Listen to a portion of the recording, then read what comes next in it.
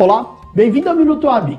Na aula de hoje vamos fazer a diferenciação entre os tipos de ação penal previstas no ordenamento jurídico.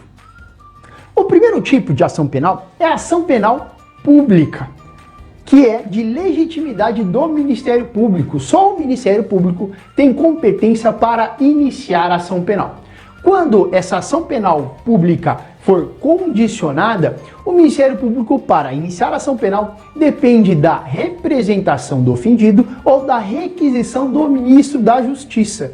Sem a representação ou a requisição, o Ministério Público não pode iniciar a ação penal. Por sua vez, a ação penal pública incondicionada, o Ministério Público independe da requisição ou da representação.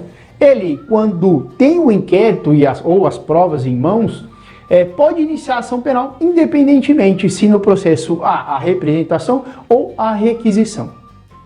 Em ambos os casos, a ação inicia-se através da denúncia ofertada pelo Ministério Público.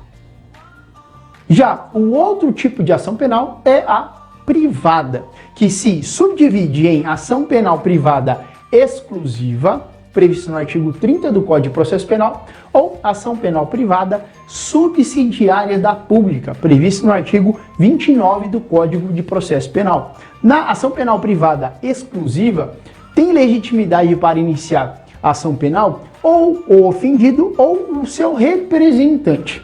Na ação penal privada subsidiária da pública, em verdade, a ação ela é ação penal pública, de legitimidade do Ministério Público.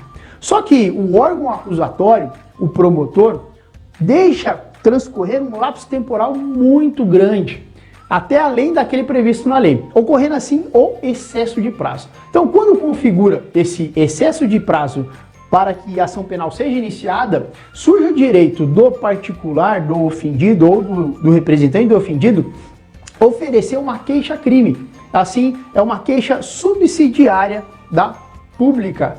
Por quê?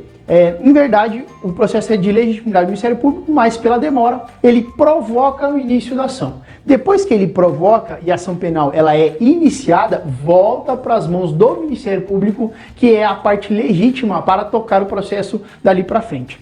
Independente se ela é exclusiva ou se ela é subsidiária da pública, a ação penal, nos dois tipos aqui, ela vai se iniciar através da queixa-crime.